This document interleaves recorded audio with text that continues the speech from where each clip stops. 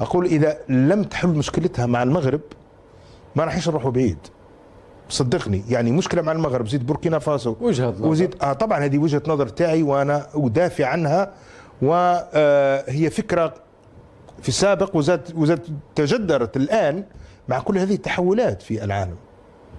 فاهم؟ إذا نرجع للمحددات. قضية الطعن في أي دولة بسبب تطبيعها مع إسرائيل هذه لازم تسقط، لأنه أنت مضطر للتعامل مع أشقاء وتربطك معهم علاقات وطيدة، هم في علاقة طبيعية مع إسرائيل.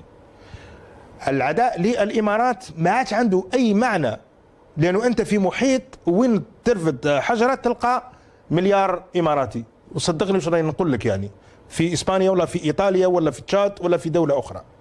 هذا هو الواقع. يعني قضية الصحراء الغربية يجب إعادة النظر في الموقف الجزائري من هذه القضية، لأنه أنا نعاود ترتيب أوراقي. ماذا تقصد؟ أنا خليني نكمل الفكرة. أنا أعيد ترتيب أوراقي أفضل ما أني أضطر إلى ترتيبها، وهناك فرق شاسع بين أن أتخذ أنا الموقف وأن يفرض علي من ترامب من الولايات المتحدة الأمريكية أو من واقع دولي معين. سليم، يعني سنعود إلى تصريح تبون في قضية تشاد، لكن ما تقوله عن قضية الصحراء الغربية بالنسبة للطرف الجزائري أمر واضح. يقول لك أنا تحت مظلة الأمم المتحدة، وإذا كان جاء ضغط على الأمم المتحدة ذلك يكون أمر كلي، لكن مش نعاود نغير أن موقفي معروف يعني نقولها لك بصريح العبارة ما عادش تعادي الناس وتقطع العلاقات وتضيع لنا مصالحنا تحت شعار أنه مع الاحتفال بموقفه. يعني لا، أنا شوف، أنا نعاود الجملة، ما عادش تجيب لنا شعار تقطع علاقات مع دولة بسبب أنها داعمة لموقف المغربي من الصحراء الغربية. النقطة ورجع للسطر، لأنك لن تستطيع، أقول لك بالعربية، لن تستطيع، you can't، ما تقدرش. هذه فكرة مختلفة على الفكرة اللي قبل اللي قلت أنت، ضرورة إعادة النظر في موقفك من الصحراء. نزيد نعاود لك لأنه ظهر أنه فهمتي ثقيلة. فهمتك ثقيلة. كونك الآن تتخذ موقف أنه ما عادش تعادي أي دولة إذا أعلنت موقفها من الصحراء الغربية الداعم للخطة المغربية، هذا يقتضي أنه أنت تكون عندك فكرة واضحة في التعامل مع هذه القضية. جايينك مفاوضات مدريد اللي راهي مشاركة، أنت مشارك في هذه المفاوضات، تقول لي مراقب ونقول لك كطرف، هو مازال الجدل قائم. لكن المقاربة يجب أن تكون مقاربة مختلفة، لا أقول متناقضة، أقول مختلفة. وفي المحصلة ما أقوله أنه يجب أن يكون هناك نقاش وطني ونقاش في أعلى هرم السلطة حول العودة إلى تثبيت محددات وأسس لسياستنا الخارجية. هدفها وش هو؟ ترجع لنا مكانتنا بين الدول، وما عادش واحد يجي يقول علينا باللي دولة ما عندناش هيبة. والمشكلة اللي قالها هو صاحبنا وصاحب صاحبنا بعد، اللي هو لافروف، اللي هي روسيا. وكي نديروا ملف للبريكس ما توقفش الصين ضدنا والهند وروسيا ما تدعمناش. نعطيك هذا مثال فقط. قلنا ونزيد نعاود نقول من هذا المنبر، إذا أنت عندك جديد في توجهاتك الخارجية، أولا لازم تعلم المواطن الجزائري وتقول أنه لظروف معينة احنا اتخذنا بعض القرارات واتضح أنه قرارات خاطئة، حتى ما يسألكش المواطن. كيف نوري لهم الخطة أنا ولا كيف؟ لا لا لا لا لا, لا. هذه هي الهيبة. هاي الهيبة منين تجي؟ ويوقف الرئيس أمام البرلمان غير الشرعي، ولكن معليش يوقف يقول أنه فعلا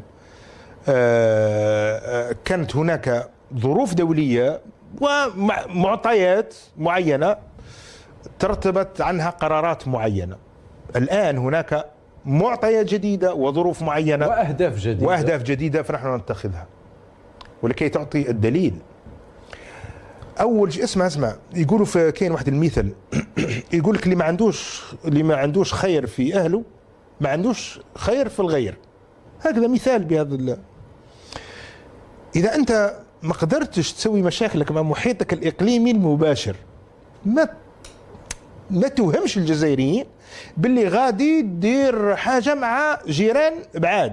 اذا كان انت ما قدرتش تحل المشكله مع مالي اللي لاصقه فيك وعمقنا الاستراتيجي، اذا انت زدت لحد الان مالي وبوركينا فاسو عندك معهم مشكله، فما تقوليش راح ندير انا حل مع تشاد.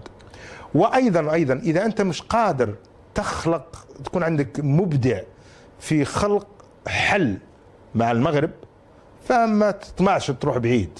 وحتى للمغرب، حتى للمغرب كيفاش الدبلوماسيه حتى للمغرب لو يدعي تكون مرهونه بعلاقتي مع طبعا هذه قلتها حتى يعني؟ الاصدقاء، اسمع، هذه قلتها حتى الاصدقاء مغاربه ونحن نتناقش. يا اخي كوريا الشماليه كوريا الجنوبيه سياستين لا هذاك وضع قطبين مختلفين. لا هذاك وضع انا عندي حدود معاه لازم لا يعني. لا اسمع، انت تحكي على وضع مختلف تماما، نتاج لحرب عالميه في الجوار. لا هذا مرتبط ببقايا الحرب العالميه الثانيه.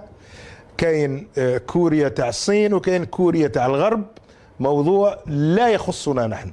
لا نحكي في مقاربه انه او ماهوش المقاربه. لا المقاربه خاطئه. في امثله انت تقول، وانا قلت لك يعني قصيت لي الفكره، كنت نناقش مع اخوه مغاربه حول اخفاقات الانظمه، انه تعبر عن اراده الشعوب. وعندما تتحدث عن الشعب المغربي والشعب الجزائري والتونسي، فأنت تتحدث عن شعب واحد حقيقة، والتاريخ يثبت ذلك والجغرافيا تثبت ذلك. فقلت لهم بالنسبة للمغرب والجزائر نفس المعطى، يعني لا يمكن للمغرب أن يذهب بعيدا أيضا وهو عنده مشكلة مع الجزائر. فيعني وصلنا إلى توافق في الرؤية، لأن الرؤية الكلية وليست هذه الرؤية تاع الحسابات السياسية. وما دون نتحدث عن بلادنا الجزائر، وهي دائما أقول الدولة الكبرى واللي عندها مقومات الدولة الإقليمية. هذا على كل في قضية العلاقات التشادية الجزائرية، في الندوة الصحفية الثنائية كان تصريح للرئيس تبون بخصوص تشاد وعنده علاقة بالسودان، يعني فنفضل أن نسمع ما قاله الرئيس تبون، إنه يبدو أنه نحتاج إلى تفكيك ما قاله. نتابع. كما تطرقنا إلى الأوضاع في السودان الشقيق وتداعياتها الإنسانية على جمهورية تشاد، وفي هذه السانحة أثمن عاليا الجهود الكبيرة التي تبذلها جمهورية تشاد لاستقبال اللاجئين رغم ما ينتج عنها من معاناة لدولة تشاد. وأدعو بهذه المناسبة المجتمع الدولي إلى تحمل مسؤولياته القانونية والإنسانية إزاء ما يجري في السودان الشقيق. إذن كان هذا تصريح الرئيس تبون حول تشاد. شكرت تشاد دولة تشاد على فتح الحدود للاجئين السودانيين وما إلى ذلك. موقف الجزائر تجاه الأزمة في السودان مش واضح بشكل دقيق، وانت عندك طرفين طبعا، لكن تشاد ربما يلام عليها انه هي ماشيه مع جهه يعني. فانا ما فهمتش تصريح تبون وش يقصد. انا ايضا والله يا اما ما عندوش المعلومات يا اما ما عندوش المعلومات. لكن هو يقول لك انا تناقشت مع تاع تشاد في قضيه الازمه في السودان يعني. انا نقول لك يكون تاع تشاد يخزر فيه. انا اعتقد انه يخزر فيه، هو يعلم انه ما عندوش معلومات. ولا يا اخي منذ ان بدات الازمه، طبعا نحكيو على السودان، راهو كاين زوج سودان. السودان انقسم يا جماعه الخير، راهو انقسم، وهذا جرح في هذه الامه. وخلينا ما وش راهو يوقع في جنوب السودان، والمال الاماراتي والاسرائيلي والدول الغربيه اللي راهي هناك. لكن بالنسبه للازمه الان وهذه الحرب الاهليه في السودان، هل يعلم تبون الموقف الرسمي التشادي من الحرب الاهليه؟ هل هو يقف مع طرف على الخرطوم، ولا مع حميتي، ولا مع من يعني؟ انا نقول له برك ما على بالكش يا تبون ان هناك تنسيق تشادي اسرائيلي اماراتي، ضد الموقف الجزائري، لأن الموقف الجزائري يدعم حكومة الخرطوم، سلطة الخرطوم. فإذا ما يعرفش فالقناة هنايا شمال إفريقيا راح تقول له يا سي تبون، تشاد في تنسيق أمني وعسكري مع الإمارات وإسرائيل مع اسمه حميتي، نعم، دعم السريع. إذا ما عندكش هذه المعلومة وتتحدث بهذا الكلام أمام هذا الرئيس، فأنا نقول لك أنتم اضحوكة يعني، والله العظيم. في العلاقات الثنائية جد مهم الحذر في أنك تفتح ملفات أخرى. ولماذا يفتح في قضية السودان؟ أنا مانيش فاهم يعني. قضية السودان شكرت تشاد على الجانب الإنساني ودعا المجتمع الدولي إلى كذا كذا حل الأزمة، لكن أنت راك في علاقات دبلوماسية، هذه مواقف سياسية. يقدر عادي أنت تلتقي مع رئيس التشادي، أنت تقول له يا ودي أنا راني مع حكومة الخرطوم، وهو يقول لك لا احنا رانا نشوف الطرف الآخر، وتتحدثوا ولا تصلوا إلى نقطة توافق، فما يصدرش هذا في الندوة الصحفية المشتركة. أنت لما تخرج في الندوة الصحفية المشتركة، أنا صراحة ما فهمتش الرسالة اللي حب يقولها، ولا الكثير من المراقبين فهموها. وروحوا وقراوا واش راهم يكتبوا الناس. لماذا الرئيس الجزائري يتحدث عن الملف السوداني مع الرئيس التشادي؟ مانيش عارف. وشنو هي احنا يهمنا في الملف السوداني؟ يعني كي نقول يهمنا طبعا السودان الشقيق، لكن ما احناش القرب الجغرافي، ما احناش متاثرين يعني، وما عندناش يد، ما عنديش اوراق. احنا كنا نقولوا للتبون وللسلطات من قبل في وقت بوتفليقه كانت النار شاعله في الحديقه نتاعنا، وما قدرناش نحركوا حجره. كانت حرب اهليه على وشك الاندلاع في ليبيا امننا القومي، ولم تستطع الجزائر فعل شيء. وجاء كل كما يقولوا